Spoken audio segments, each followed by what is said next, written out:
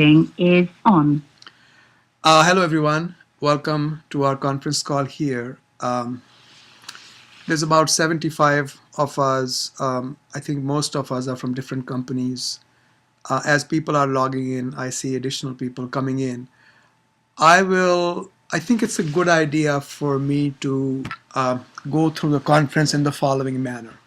Let me give you a very short, brief overview of what's going on under the bill that's proposed.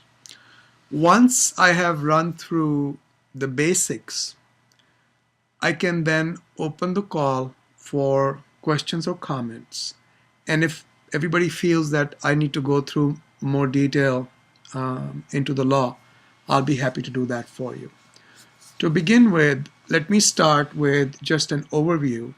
Um, I've done this before. All these videos are available on our website. If you go to immigration.com and look at the top, right there's a page that says Immigration Reform 2013. If you click on that page, I know it is not the most elegant design, but we will get the design done by the time we get into the real law. Right now, this is just a bill. And if you click on that page, you'll be able to see all the latest information that I'm sharing with you, as are, I'm sure, a lot of other people. So, beginning with the bottom lines, in the H-1 proposed law, there is a severe restrictions on outplacements. This restriction is there on both sides, H-1 as well as L-1. For H-1, if you are an H-1B dependent employer, and dependency begins at 15%. If you have 51 employees, dependency begins at 15%. That means if you have 8 employees on H-1B, you cannot outplace any employee. What does that mean?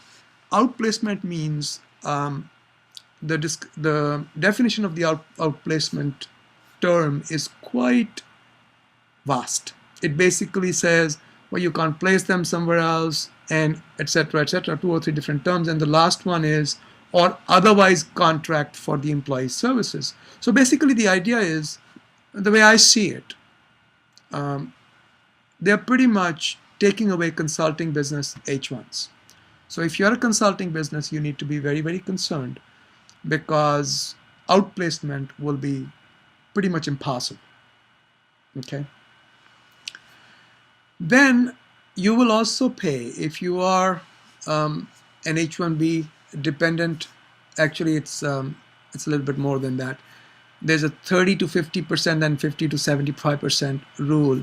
You pay 5 to 10,000. Those percentages relate to the number of H-1B, L-1B employees. Okay, if you have 30 to 50%, I think I've got the percentages right. Of course, I've got them written down as we go along. So you pay 5,000 or 10,000, depending upon what percentage of your employees are H-1B, L-1B. Okay, that's per H-1 extra. If you are, everybody who's doing an H-1 has to advertise for 30 days before you even file the papers, before you file the LCA. You have to advertise on a website that the government will provide. Companies who are H-1B dependent will have to advertise. In addition to the 30 days, you'll have to place newspaper ads. So it's almost like doing a mini labor certification. Okay, so you'll be doing a mini labor certification before you even get into the H-1. Next big difference is that all H-1B dependent employers have to pay at least level 2 salaries. There is no level 1 salary. So even if you hire somebody right out of school, you are required to pay them level 2 salary. And you'll be given only 3 levels to choose from. You won't have 4 levels.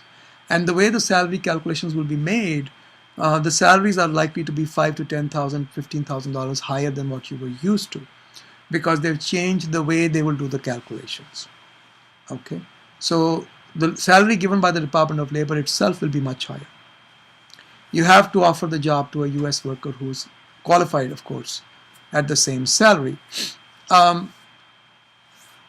The investigatory authority of the Department of Labor has been increased considerably. Now they can investigate you without notice if the circumstances so permit. If you have 100 plus employees and you have 15% of them on H-1B, you will be mandatorily audited every year. So every year, by law, Department of Labor will audit 100 plus employee companies, and they will make these reports public. Now, I find that very awkward to deal with. We have done, I was reading a tweet from Marco Rubio, which said we should not leave, this is just about 10 minutes ago, there was a tweet from Marco Rubio that said we should not leave immigration law in the hands of Obama government because they have neglected enforcement. Well, that's just not true. In my practice of the last 20 years, I've got close to 30 years of law practice, but in 20 years of my practice, just taking the last 20 years, 15 years, in the first 15 years, I did a total of maybe 10 or 15 audits and investigations. In the last 5 years, I have participated in over 150 Department of Labor audits, investigations from DHS, State Department investigations, and assisting in criminal defense of white-collar crime imposed upon companies that are supposed to have committed immigration violations.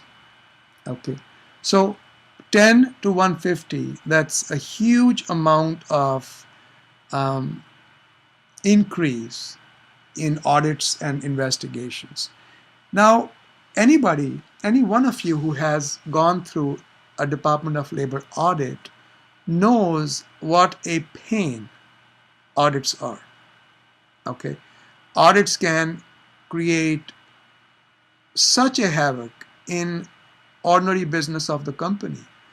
It's not something to look forward to. But if you have 100 employees, 100 plus employee, which means 101, and 15% of them are H-1B, L-1B, you are going to be audited on a yearly basis as a matter of routine. And the results of the audits will be posted publicly. A summary. Okay. So Department of Labor can walk in, they can investigate you without notice, and the results will be published. This is a yearly event. The fines for violations have been doubled. They have taken away the exception that used to exist under the prior practice, where if you have committed a technical violation or a violation without any intention, when it's just unintentional, Department of Labor can let it slide. Now there is no such thing. And the period of violations, limitations, has gone to 24 months from 12 months. Previously, if you ever got a notice from Department of Labor, it would say, we want to look at XYZ for the last 12 months. Now they'll go to 24 months. Bars from participating in H-1B and green card programs used to be, okay, there's a maximum. Now we begin with a minimum. Minimum bar for violations is 1 year from participating in H-1B and green card programs. And for willful violations, the minimum bar is 2 years. There's no maximum. Okay. In addition to all this, there is a restriction on total number of H-1B, L-1B employers you can hire. And I'm speaking from memory here. I don't have the slides in front of me. I'm speaking from memory. And of course, if you guys all want, I can go into much greater details after we've had a brief discussion. That was the plan. I will just run through the basics and then maybe get into a discussion with everybody. And if you guys want me to address any particular areas of the law, I will. If you folks want me to just go through the whole thing in detail, of course it's already posted. If you go to our website and look at the immigration.com homepage, on the top there is a link to Immigration Reform 2013. Videos are all posted on that page. Okay. Um, that said, so there is a restriction on the total number of H-1B, L-1Bs you can hire, and from what I remember, the limit goes like this. In 2015, you cannot have more than 75% on H-1B and L-1B in your company. In 2016, that number drops to 65%, and in 2017, it drops to 50%. You are not going to be given additional visas beyond that. Okay, so that's what we are looking at. For the L1, pretty much the same principle follows. The filing fees go up to $5,000 to $10,000 depending upon the number of L1B employees you have in your company. And I want to point out here, in the statute, the proposed bill, there are the as I read through it, I found something odd that they had used L visas, L1B visas, and just L1 visas. So L, L1B, and L, L1B, L, and L visa. L, L1B, and L1 visas. So it's basically three terms used in different parts of the statute. I'm not sure if there is a difference or these are just typos, or if the different groups of legislative drafters worked on these provisions. So hopefully by the time the bill goes through the process of discussions, all these things will be straightened out. Like I said, on the H1 side, the fees will go up by $5,000 to $10,000 depending upon the number of L1 people you have in your company. So if you are 30 to 50%, I think 30 to 50, yeah, 30 to 50 is 5,000. If you have 50 to 75% employees on L, you go up to 10,000. There are again severe restrictions on outplacement, just like there are restrictions on the H-1B dependent employers. You cannot outplace. L-1B cannot be outplaced. An outplace definition is quite comprehensive. It includes everything. Outplacement within your own group is allowed. If you have a sister company within USA, it will be allowed, but there are certain further restrictions than that. Investigatory authority with Department of Homeland Security is again like on the H1 side with the Department of Labor. They can just walk into your premises without notice if they want, if circumstances so permit. And for companies with 15% L visas, they'll be 100 plus employees. They'll have to go through mandatory annual audits, and the results of the audits will be made public. Again, the violations limitation period, just like on the H-1B side, is 24 months. The bars, again, minimum of 1 year, willful violation 2 years. You'll be barred from participating in the L program and in the green card program. There's an overall restriction on the number of H-1B, L-1Bs that you can hire. I already mentioned that. I'll repeat it. 2015, that restriction is no more than 75% total in your company. In the year 2016, that drops down to 65%. 2017, it drops down to 50%. So beyond that, they will not issue you H-1Bs or L-1Bs in the year 2017. Both H-1 and L-1 side, there was one thing I noticed, and I don't like this. I don't like it for the employees, I don't like it for the employers, and I don't like it for the system. What they've done is they have made a statement that if an employer's violations of H-1B or L-1B rules caused an employee damages in wages and or benefits, the employer will be liable to the employee. What that means, to me at least, as a litigator, is that employee can not only complain to the Department of Labor or DHS, but also bring private lawsuit. They could do it under the current scheme of things also, but it's a lot simpler to just go through DHS or Department of Labor. I just don't like the idea of so many lawsuits either threatened or happening from one particular program. It would have been a lot simpler if Department of Labor investigation wrapped up everything. So those are the bottom lines that I saw on H1 and L1 side. There are some 2 or 3 other interesting points that I mentioned, this is very important. When they do H-1 or L-1 calculations, they will not count intended immigrant employees. Intending immigrant employees. What does that mean? That means anybody whose I-140 has been approved. So if in your company 10 I-140s have been approved, those employees are not counted towards H-1, L-1 numbers, in dependency, in fees, etc. A little trickier definition is this. In addition to those whose I-140s have been filed, those whose labor certs have been approved or have been pending for 1 year will be exempt only if the employer in the last 12 months has filed I-140s on 90% of the approved PERM applications. Let me repeat that. If your employee's labor cert has been pending for 1 year or has been approved, they could be intended immigrant and hence not counted only if you, the employer, have shown a record of 90% I-140 filings in your approved PERM cases in the last 12 months. There's a couple of other small points there, but that's kind of the bottom line. So what do they want us to do? They want us to file green cards as quickly as possible to be exempt from some of these requirements.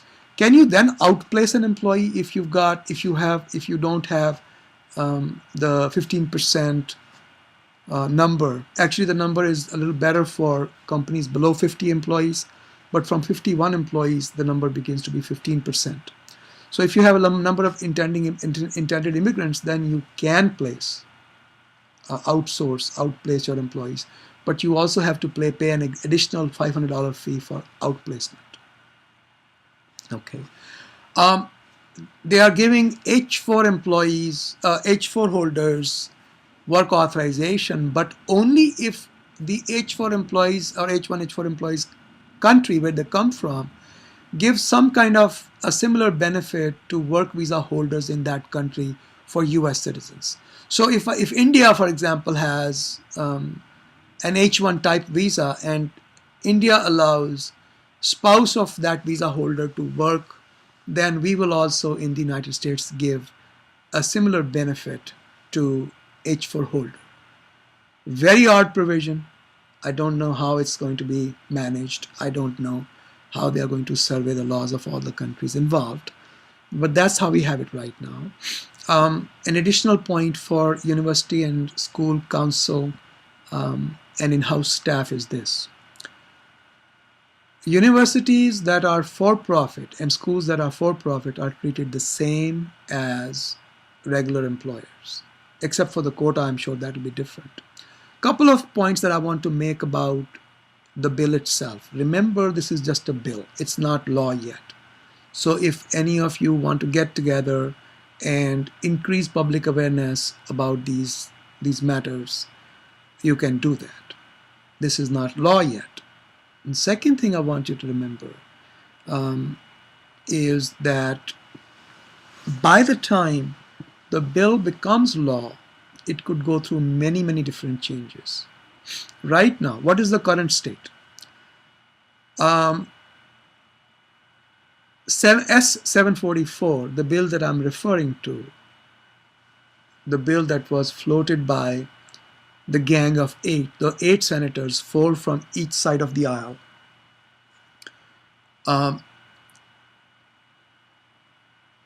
That bill is right now sitting before the Senate Judiciary Committee. The Judiciary Committee then sits down and marks the bill and forwards it to full Senate. In the meantime, on the House side, I can never pronounce that name right, Congressman Goodlatte, G-O-O-D-L-A-T-T-E, and Congressman Gowdy are spearheading, both Republicans, one from Virginia, one from South Carolina. Both are, South or North Carolina, one of the Carolinas. Both are spearheading their own version of immigration reform. Remember, we don't have agreement in the House and the Senate yet about what the bills should hold. Congress is divided on this issue. House of Representatives feels that they want to do piecemeal, small portions, like they have agricultural workers and e-verify programs being um, separated out and passed through first. Whereas Senate believes, or at least the Gang of Eight believes, that we should have a uniform reform. Everything should be covered. To me, it looks like in this program to legalize people who are in this country illegally, which is admirable effort by itself, but they have thrown the H-1B visa program under the bus. They've increased the numbers. The numbers go from 110 to 180,000.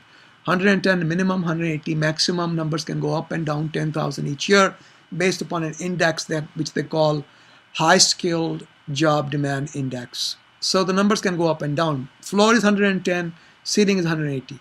That's good. That's a good number, but who's going to use those? They've made it so difficult. This was an outline of what I wanted to speak about. Some of you logged in late. I hope that most of you got a gist of what I'm talking about. Now, folks, if you have any questions, any comments, please press *5 on your phone. Press *5. Any questions, any comments, press *5 and let's talk about this further. My plan was, like I said, I'll just go over the basics and then answer questions if I can. I may not have all the answers. Answer questions on specific areas of the bill as you want. I don't want to go through the detail line by line, section by section, compilation and commentary on the bill. I've already done that. That's on our immigration.com on the home page. On the very top, you've got a link to Immigration Reform 2013 page. All the videos, all the latest information will be posted there. And we will improve that page. I promise you right now that page does not look good. I am not very proud of it. But I'm proud of the fact that we're getting the information out. So please press *5 on your phones if you have any questions or comments so far.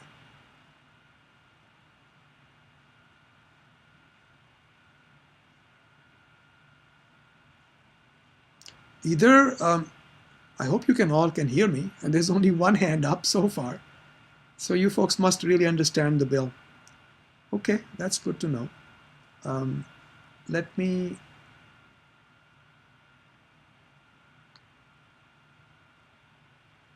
area code 732. I know who you are. Please go ahead. Area code 732. Go ahead. We can hear you. Yeah, Rajesh, this is Mahesh. Basically, the question I have is that the H-4 dependents that depending on the country of the passport or origin, what about India? So the India, does they allow for U.S. citizens the work permit? So it's the same thing, vice versa, or any idea on that? I don't know, but I'll find out. I'll make a couple of calls to lawyers in India. I have not practiced law, Maheshji, in India since the year 1986. 2 years that I practiced law there. I did not run into any immigration issues in those days. I don't even know what the laws were. But I'll have to find that out. But that's a good question. I was asked that question last time as well. Folks, let me remind you, this call is being recorded and it will be made publicly available. So you may want to feel free to conceal your identities and make sure that your comments are such that you don't feel any problem making them public. Okay. So yeah, Maheshi, we'll find that out. I'll do that I'll put that on my things to do list. Okay, and another question is just when do you expect this bill will be passed and implemented? And if the quota increases, do they accept another round of applications for this quota for February? So far, this is what it looks like. Nancy Pelosi, who is also a power in the House, she's the House Minority Leader, has said that we will get comprehensive immigration reform passed before we break for summer.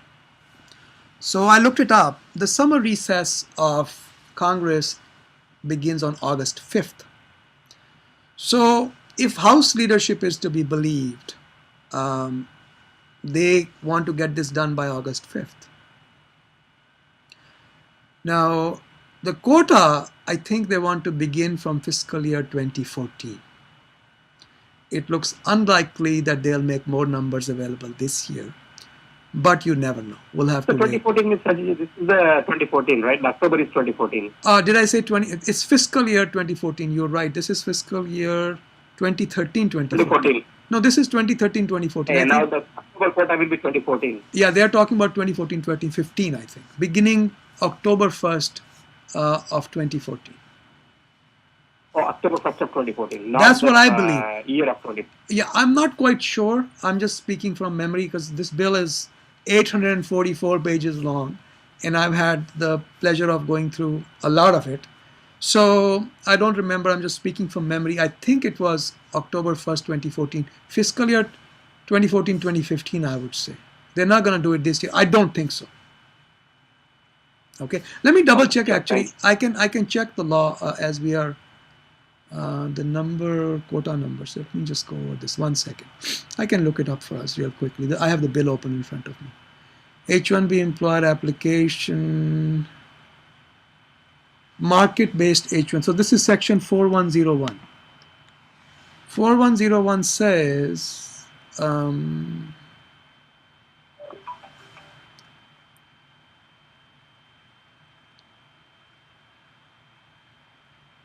it says the first fiscal year beginning after the date of the enactment. So 2014, 2015.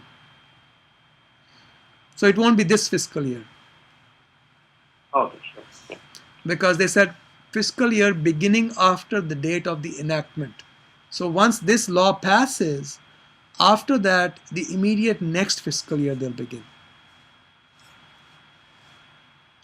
Okay? Mahesh, did you have anything else? Oh, I think we lost him. Okay. Let me go on to the next hand. We've got about 4 or 5 people with questions or comments. So in no particular order, I'll just pick up whoever I spot next. Number 2 person, area code 630. Go ahead, please. Yes, there was an option of outplacement with the $500 fee. Could you please? That's only available to those companies who are not H-1B dependent. Okay. Okay. And remember, when you count dependency, you can count out intending immigrants. So people whose green cards have been filed and have reached a certain stage of maturity, your employees will be counted out. If an employer is not H-1B dependent or L-1 dependent, then they can place any number of people outside? They can, as long as by placing those number of people, they are not exceeding and becoming H-1B dependent. You only have to pay an outplacement fee of $500. You can outplace people. But as you have seen, so far USCIS has created a lot of complications in outplacements, including the employer-employee relationship issue. Remember, an important point to know about this bill is it's an amendment. A lot of these are amendments. So whenever it does not expressly overrule an existing requirement, that requirement is going to stay in the law. Okay? Okay. Good luck, sir. Okay, let me go on to the next question. Let's see. All right. I'm actually scrolling through a whole bunch of people. Area code 972, go ahead, please. Rajiv, what can we do to oppose this bill? That's number 1 question. Number 2, can we open up multiple companies and distribute the employees?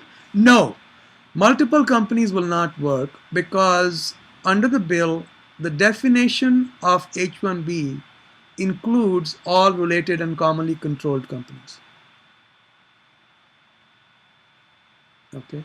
For commonly controlled company definition, you have to go to Internal Revenue Code.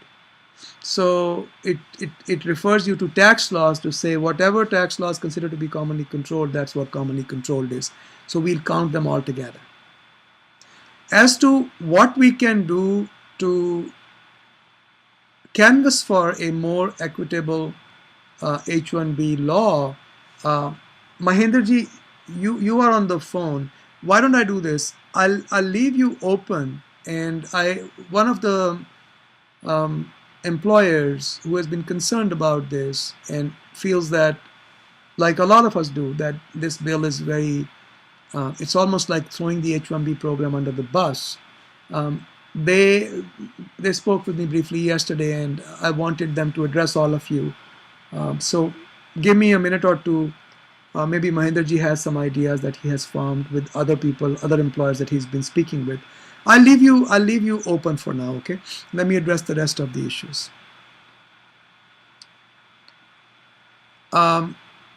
Area code 732. Go ahead, please. 732. You had a question or a comment?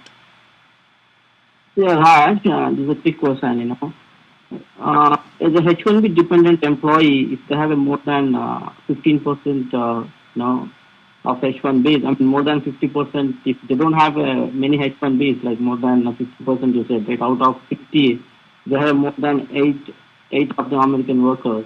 How does it work for extension such? I mean, if they have extension for 3 years, what happens in the extension case? Okay, so so the question is, all right, so we know what is going to happen when we do H-1B new filings.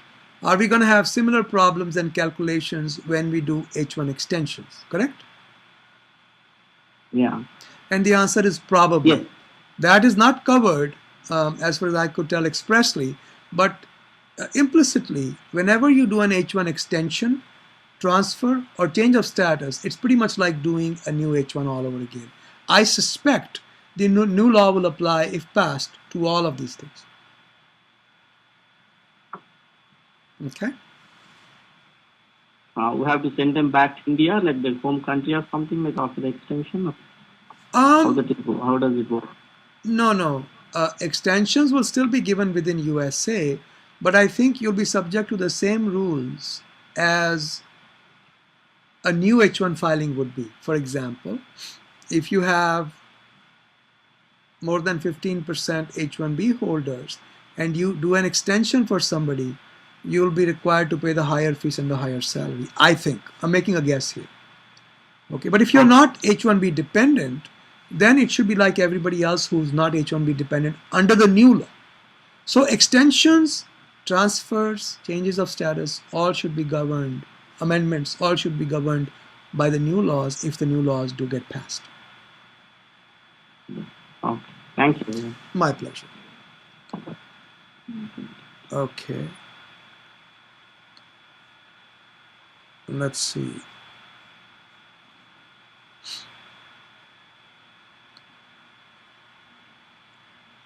Area code 813. Go ahead, please. Hi, Rajiv. Thank you for your time. The question I have is, when they're saying H-1Bs and the dependents on H-1Bs, are they even considering visas from, the Australia E3 visas, TN visas, and also, what is their say on the OPTs, which is, ultimately going to be, converted to either an H-1 or, whatever the next is going to come for them, right? So was there a ruling passed on this? Like how No. the other visas and OPTs? No, there is no calculation. Wherever I've seen H-1B. But H-1B, I don't remember. Of course, Australian visas are E3, so they are not counted. I forgot what the designation of Chilean and Singapore visas. I think it's H-1B 1 something. I forgot what the designation is. But wherever I've seen just H-1B. So it does not look like they are considering Australian, Chilean, or Singaporean H-1s. And they have not made any mention of OPTs. Okay. Couple of things I wanted to add before I forget.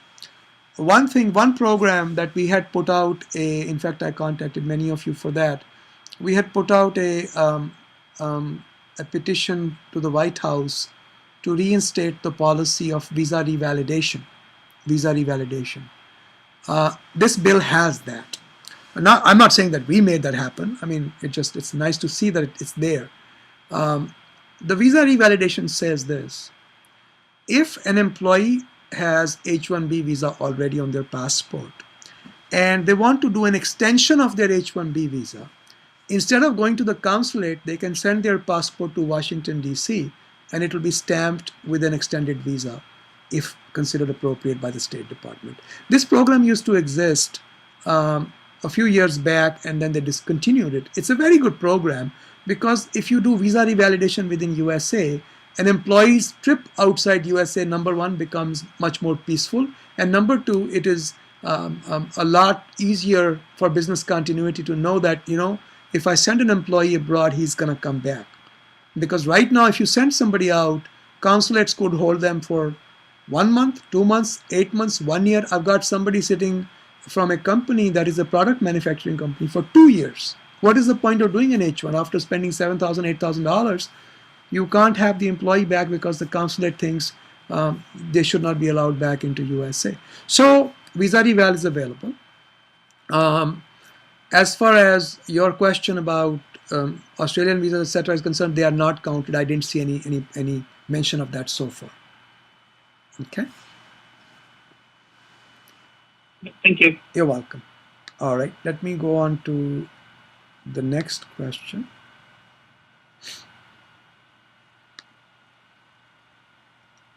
Area code 732. Sunil ji. Area code 732. Yeah, Raju. Question is for the H-1B dependency, like the 50% of the employees needs to be on the specialty occupation, or there can be any employees like US citizens with the clerical jobs or anything like that. What the law says is this, that 15%, if your 15% of your workforce is H-1B, you are H-1B dependent. The numbers are different for employees who are, I think, 26 or less, and then 26 to 50. Those numbers are different. One is 8, the other one is 13. But then you get into 50 plus employees, 51 employees onwards, it's 15%. And they only look at the number of H-1Bs you have as compared to your total workforce. So if you have 100 clerical people and 15 H-1B employees, that's fine. Okay, there's no requirement that you must have professionals or H-1B comparable professionals working on the rest of the jobs. Okay, thanks, Raju. You're welcome.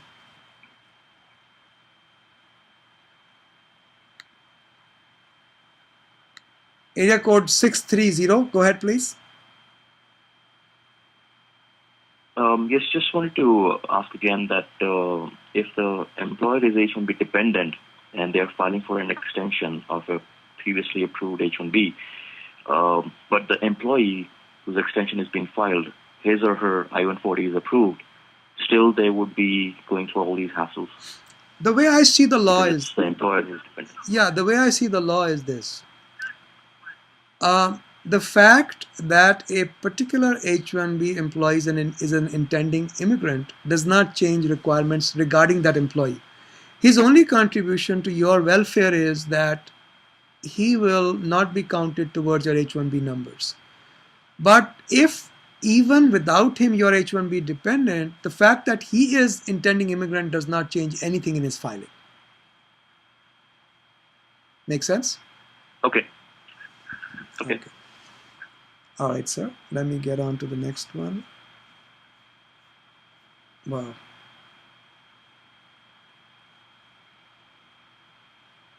Okay. Again, area code 630. 630. Okay. I think that is the only question that I had. All right. Thank you. Okay. Then we come to area code 408. My old and favorite friends. Go ahead, please. Rajiv, when we count the total number of employees, okay, the ones who have the I-140 approved are, we don't take them into account. But what happens to anyone who has appealed his I-140 when it's denied and, they have appealed? How will they be treated? There is no mention of that. I-140 pending is what they have said. So if an appeal is pending, I would guess. The situation here is this. First, the bill has to pass. Then after the bill is passed, we will get regulations. And many of these things will be covered by regulations because there are some holes, like you pointed out. If it's under appeal, are they also an intending immigrant? And I would say, yes, they are. That would be my guess. Okay. But is that absolutely true? I do not know the answer to that question. The bill is not detailed enough to provide for that. Bills are almost like a high-level design. They are a concept. And the idea is that the coding is done by USCIS, Department of Labor, State Department, CBP. They come in and fill in all the blanks. Okay. So right now, if you ask my guess, I would say an employee whose I-140 appeal is pending is still an intending immigrant. Okay. Do you have any other questions? No, thank you. You're welcome. Okay. Area code 973. Go ahead, please. 973. Go ahead, please. From Newark. Yeah, Mr. Mr. Khanna, the question is, so since the countrywide, it's proposed that the countrywide green card limitations might be removed, how fast do you expect the green card lines to move, and starting when do you expect to see a change? I'm actually EB2 and EB3? Yeah, that's my homework for next Friday. I have already started looking at more details. You are correct in saying that per country quota for employment-based immigrants will be removed. What does that mean? Let me elaborate on that for people who haven't thought this through. Right now, you have X thousand, I think number is 7,000 or something like that, employment-based visas allocated to each country, whether it's a country of 1.3 billion people like Mother India, or a country of only 850 people like Vatican City. You get the same number of visas. Okay. If you take all these visas and put them in one pot and everybody takes out of that, the numbers are going to become very, very fast. As to when they are going to do it, I do not know. I think it begins in after 1 year of the enactment, somewhere in 2014, 2015, in that neighborhood. On top of that, they made other provisions. There are some very nice provisions in the law. If you have a STEM degree, master's or PhD, all you need is an employer saying, I want to hire you. You get your green card without a perm application. That's what it seems to be. There are other things in there. If your green card has been pending for X number of years, you can apply through point-based system. You can also apply through point-based systems in certain other contingencies. So there's various ways you can get into it. Also, the entrepreneur program has been dropped down. Instead of putting in 1 million or 500,000, if you put in 250,000 and create 3 American jobs, you've got some immigration benefits coming to you. So there are a lot of different courses opening, not just the green cards getting faster. So that's a very nice thing to see, that they have actually acknowledged that people who have waited legally for years and years, I mean, it's ridiculous. You have to wait 12, 13 years to get your green card if you have obeyed all the laws. It just, and you're supposed to, here's the painful part. Under the current scheme of immigration laws, if your perm has been filed as a systems analyst, you cannot be promoted to a project leader. If you're promoted to project leader, you've got to start all over again. Of course, you carry the priority date and all that, but it's additional expense. How many employers want to do that? So this whole system is very messed up. part of it is it has become so anachronistic, out of time, because when the system was first started, labor certifications, the whole green card process used to take 6 months. Now it takes 10 years, 11 years, 12 years. So the system doesn't make sense any longer. It hasn't made sense for years. I think that is being acknowledged. I also want to add one more thing, since the word STEM came up. I was surprised to see that in science, technology, engineering, mathematics, which is STEM, when they are giving preference to STEM degrees, not all sciences are included. Only physical sciences. And I've made a mention of that in the detailed video that I have done, which is on immigration.com already. If you see that video, it tells you in detail what degrees are included, what are not included.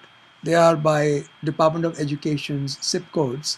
And by the way, the STEM technology. The technology degrees are much vaster. I mean, a lot of things like data processing, even word processing are included in technology degrees.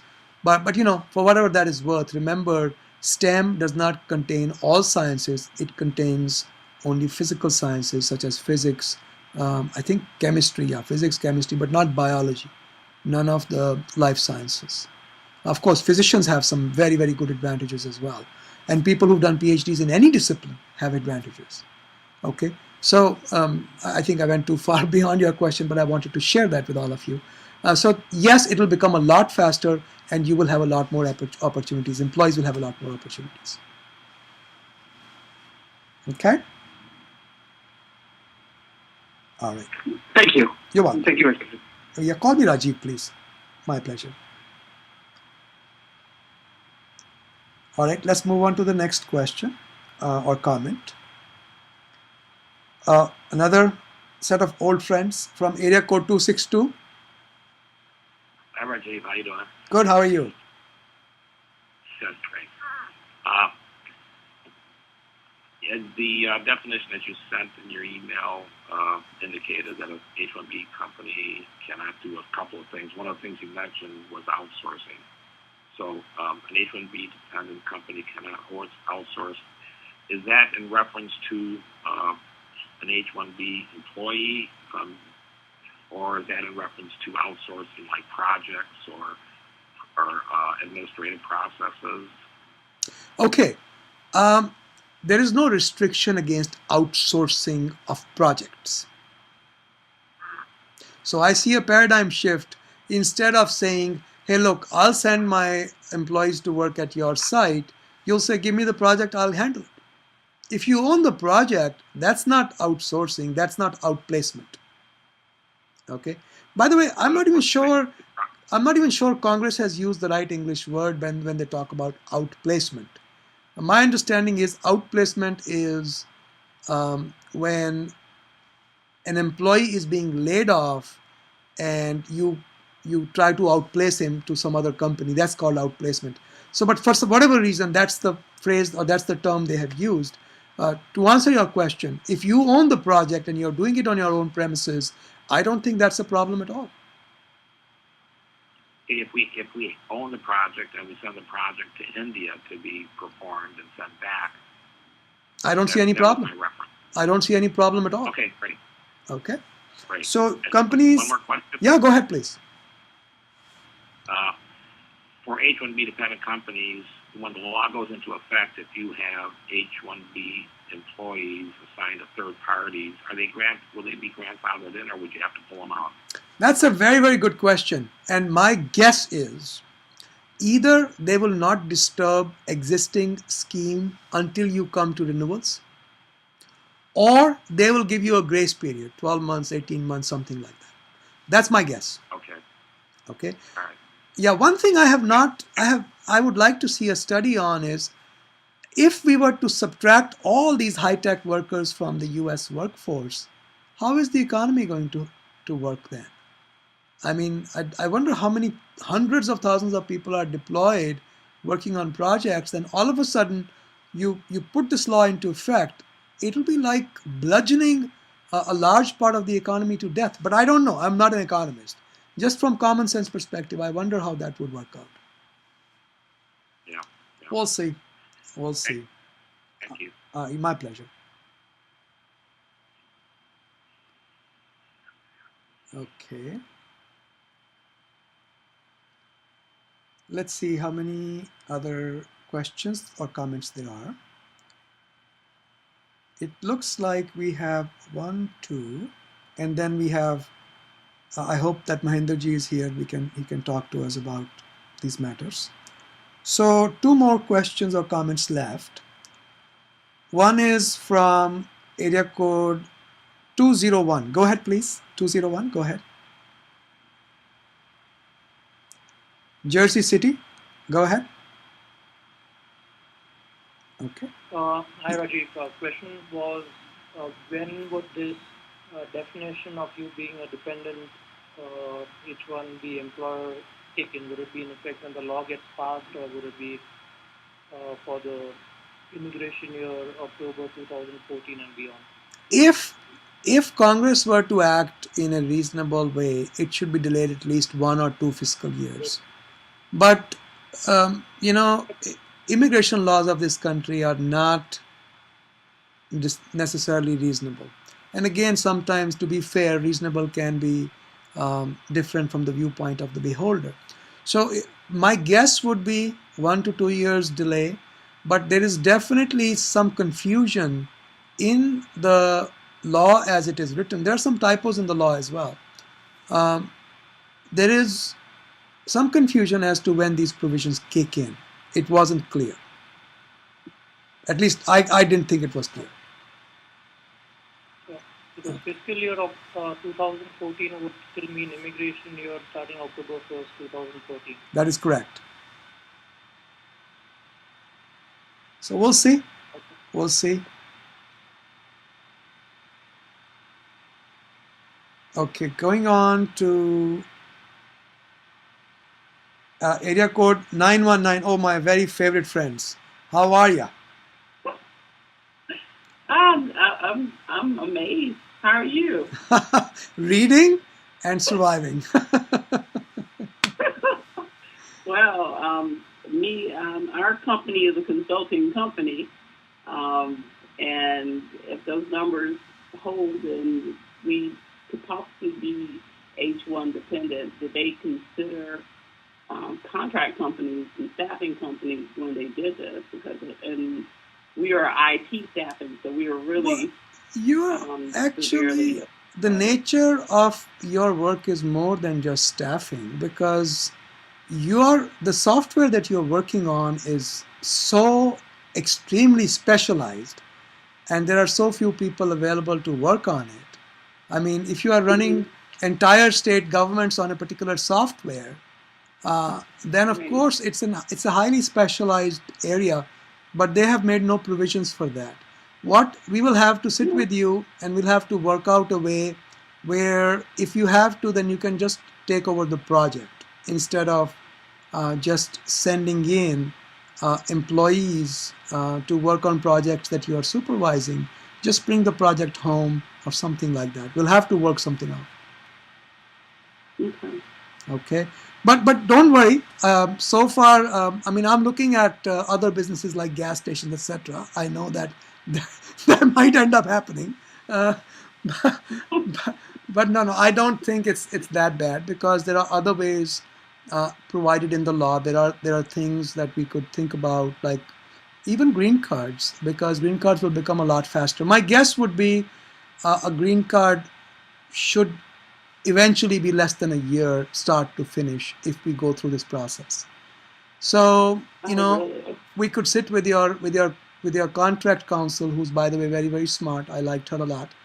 We can sit with somebody like her and draft contracts for you, and that'll make sure that we've got work continuity when we hire people and do their green cards. Okay. Thank you. By the way, who was telling me? Anna was saying, she says, your name, of course, she says she's a riot. I love talking to her. You are our favorite client, man. Take care. I love you all. All right. Be good. Bye. Bye.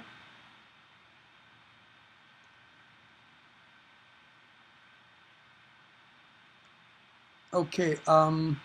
We have a few more comments and questions. Let's get into those as well. Mahendraji, please stay on the line if you are here. I have 1, 2, 3, 4, 4 more comments, and then actually 5 more comments. Yeah, 5 more comments, and then we can get into this. Mahendraji, let me get to you first. Go ahead, please. Yeah, hi Rajiv. How are you, sir? Good, sir. How are you? Good. So you had questions, comments, words of wisdom? No, because you had a doubt whether I'm here or not, so I raised my hand. Yeah, good. No, I saw you. I'm glad. I'm going to leave you open so that when the time comes, I don't have to go looking for you. Just 1 second. Let me get on to the next comment. And area code 201, Jersey City. Go ahead, please. 201. Hi, Rajiv. Question. Yes, hi. Hi, Rajiv. The question is, even if you are an H-1B dependent employer and hence you can't do outplacements, what if you are doing a project which involves the team working at the client site in its entirety? Well, let me look at the definition of outplacement, okay? Give me a second. Let me tell you what their definition is. If I can...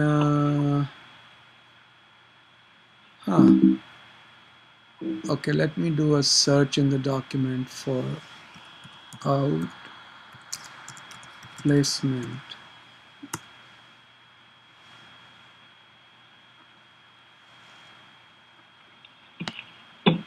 I'm trying to remember what the definition is. It shall not place, outsource, lease, or otherwise contract for the services of placement. So, shall not place, outsource, lease, or otherwise contract. It appears that if we maintain control over the employee. Okay. Now, here is another interesting thing in this law. I'm not sure if you guys disagree with me, because if you read the language, shall not place, outsource, lease, or otherwise contract for the services or placement of such, etc., etc. What if I'm not contracting about a particular employee, but I say, look, I'll provide you a workforce of qualified people, but I'm not contracting about a particular employee? Is that allowed? I don't think so, but it's something to think about. Shall not place, outsource, lease, or otherwise contract for the services. I'm not leasing, I'm doing the project, I'm controlling my employee. Is that allowed? It looks like it should be. So it looks like what they don't want is purely staffing business. Okay, so I don't know. It all depends upon what the final definitions come out to be, but there's definitely some room to argue there, and some room to hope that things will not be as bad as we are worried that they might be. Sure, thank you. You're welcome. Okay.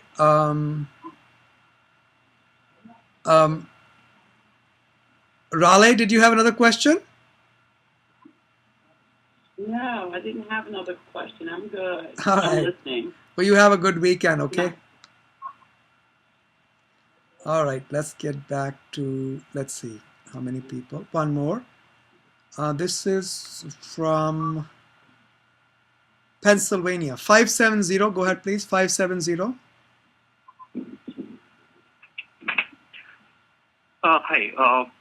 Basically, I wanted to understand about this, the proposal for the H4 EAD, the reciprocity rule. There was a other rule, that is the proposed law about H4 EAD, the reciprocity rule. There was also a proposed rule somewhere around December or Jan from the Department of Homeland, which said that they would allow work permits for people, for H1 holders who have, they would allow work permit for H4s when the H1 applicant has activated the AC-21 and is in the 7th year extension. So now, considering these two rules, would one take a precedence over the other, or absolutely, really depend upon? Absolutely. In the order of things, on top of the ladder of laws is the US Constitution. Anything that violates the Constitution, whether it's another law, a regulation, government action, or judicial action, even congressional action, if it's unconstitutional, it gets thrown out. Constitution on top, below that are laws made by Congress, below that are regulations. So what we are talking about is a regulation and a statute. When a law is made by Congress, it is much bigger than the regulation. The regulation will get thrown out. That regulation, by the way, is still pending before the Office of Management and Budget. It has not been passed. So yeah, that regulation is still lying around. It's not been passed. I don't know what the future of that regulation is, but obviously, if the law passes, it trumps the regulation. Okay, so in case if this law gets passed first about the 7th-year extension, and then this proposed rule by Congress is passed, then the proposed rule would take up precedence, and this law would be quashed, right? If the proposed law passes, the regulation that is coming out of USCIS will get quashed. Right. That's what. Right. Okay. Right. You're right. And if it does pass, until the new law passes, that regulation will govern the law of H-4 work authorization. Okay. And I had a second question. The other question was, does the proposed bill, does it have any provisions for allowing people for whom I-140 has been approved, and if instead of waiting for 5-10 years before their priority date becomes current and applying for 485 and then getting the work authorization, is there any proposal for those applicants for whom the I-140 has been approved to also apply for or submit the I-485 and parallelly get a work permit pending decision?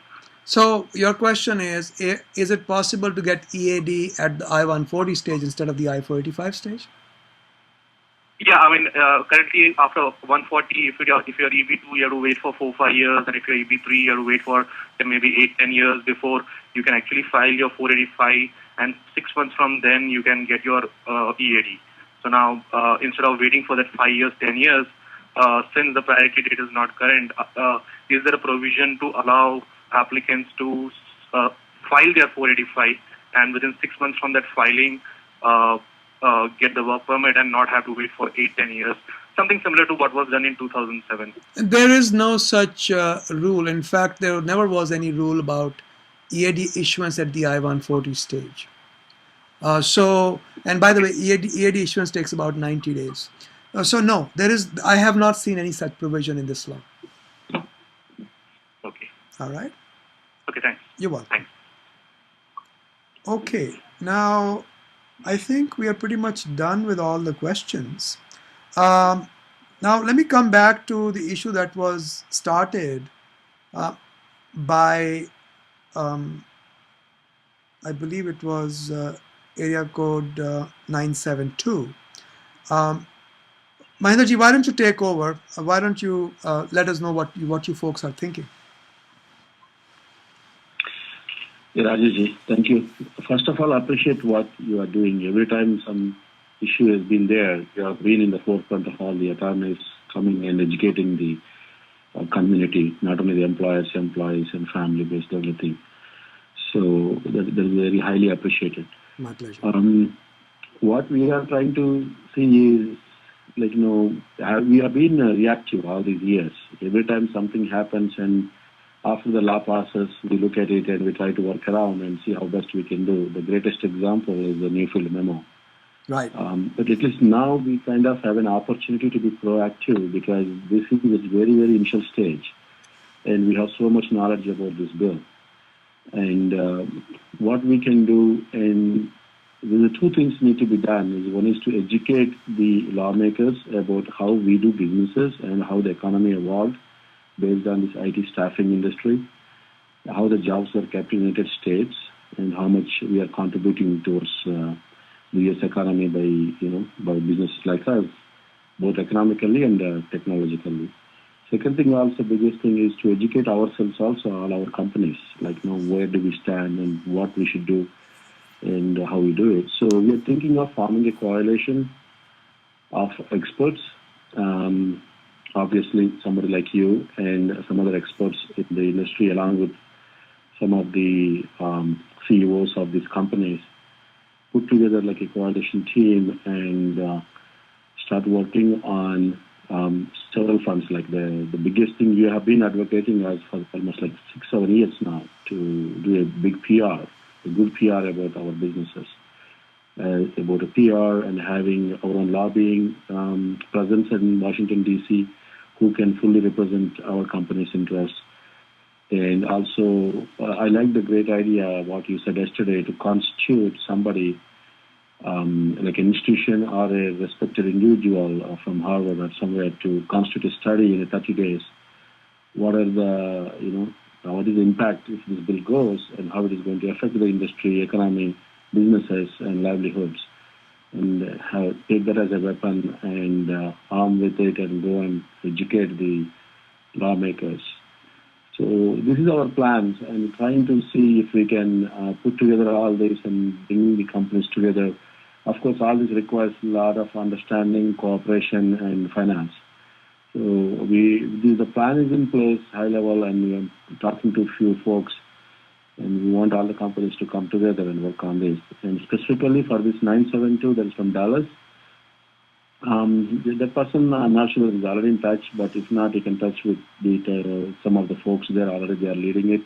Like yesterday we had Satish, he's from Dallas, so he can contact and work with them. And all the companies here, surely we don't know the names and all, but you can always send an email to Rajiv Ji, and Rajiv can in turn forward to us. We can put together a coalition team. Sure. My email is very easy to remember.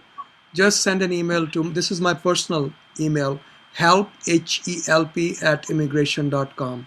help@immigration.com. That's my personal email.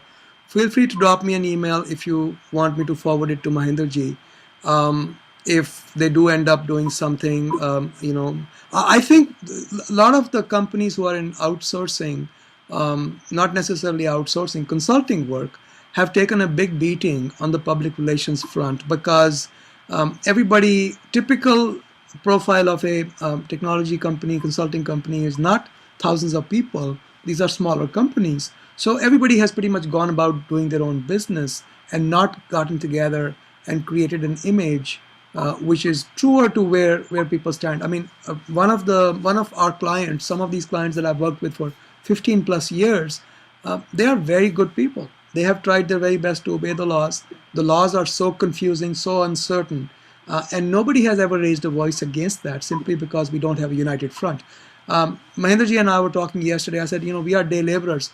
All we do is come, do our work, get paid, go home, eat and sleep.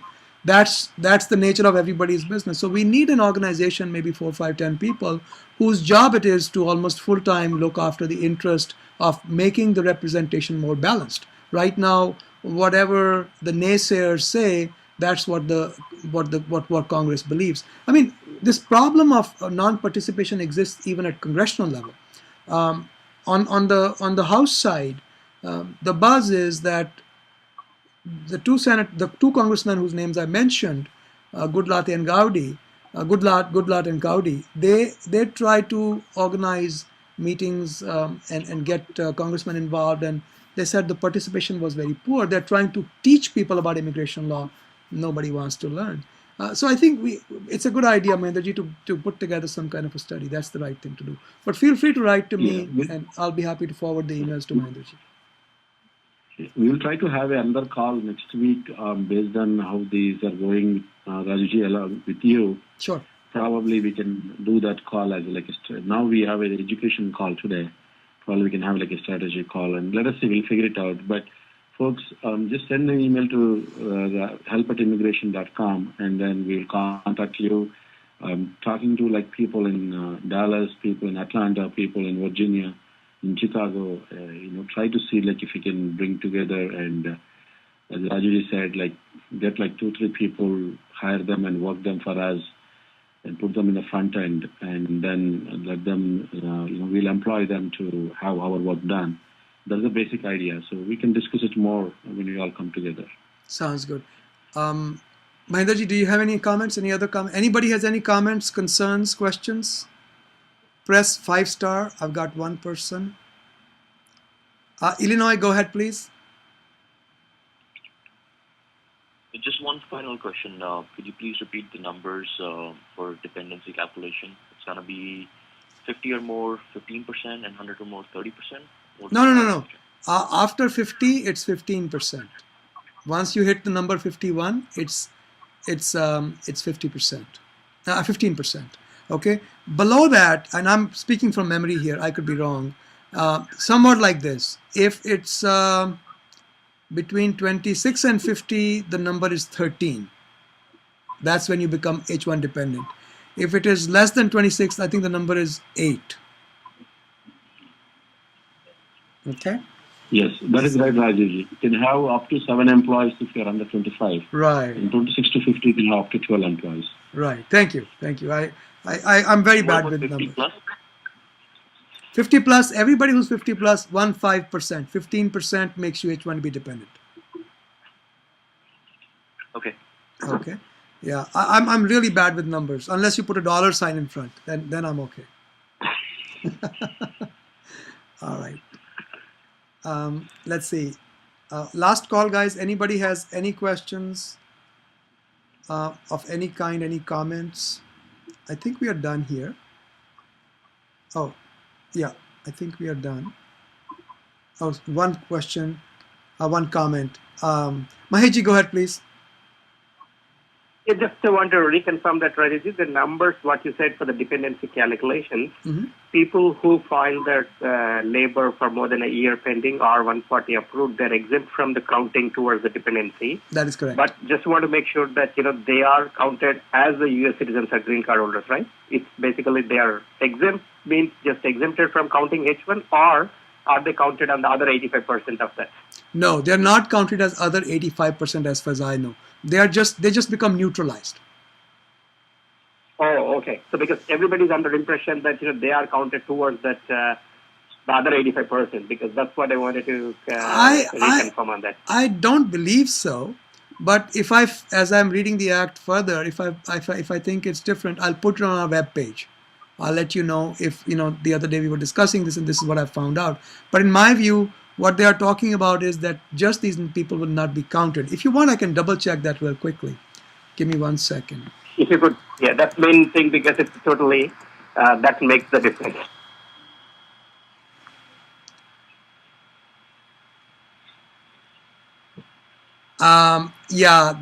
It says very clearly, in determining the number of employees who are H-1B non-immigrants, an intending immigrant employee shall not count towards such number. That's the only thing. So in other words, they don't count to plus you, they just negate the negative. Okay. Okay. Yeah, I just confirmed that. That's what the law says. Okay. Thank you, Raju. My pleasure. I think there are 1 or 2 comments left. Let me just double check. Last call, guys. Press *5 if you have any question or comment. *5. There's one. Oh my God, long time no hear. 732, go ahead, please. Hi, Rajiv. I have a hypothetical question. Sure. Which, if I have, say, 100 H1 employees in my company, and all the 100 H1 employees, I file the GC, green card, on permanent residency. Right. Then I do not come in the H1 dependency issue. I think even and if I pay $500 and do a outplacement, and I have a good employee-employer relationship, then this new law should not affect me at all. Is my understanding correct? That is correct. As long as that's what the new law seems to say. As long as you've got a green card intended immigrants as defined who are 85 or 86 out of the 100, then you fall below the 15% and now you can outplace people. Good. Thank you, Raj. Thank you, Rajiv. You're welcome. Okay. Very good, guys. I think we are done here. I appreciate your time, everybody, and talk with all of you soon.